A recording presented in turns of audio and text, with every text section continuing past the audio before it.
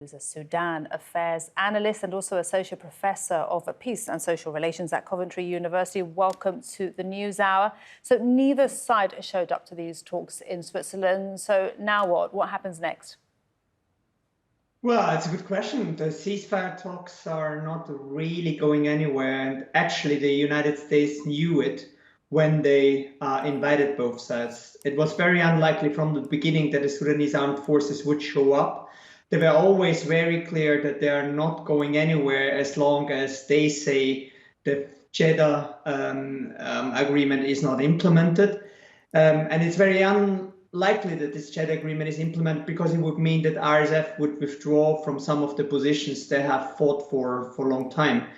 So at the moment, there was no chance even for these talks to take off. The US was still committed to do it, which has more to do with the US electoral calendar than with anything else. So just remind us, Jan, what is the Jeddah agreement? What exactly did it state? It was an agreement basically signed in May 23 after the war broke out. It was at the very early stages. And at that point, RSF was not in comparably strong positions as there are now. So basically, they committed to withdraw from some of the main kind of areas they were, especially also in Khartoum, which is from now, like a year later, very unlikely to ever happen. So for the SAF, for the Sudanese armed forces, the permanent reference to Jeddah is just nothing else but like an excuse to not show up to any ceasefire talks.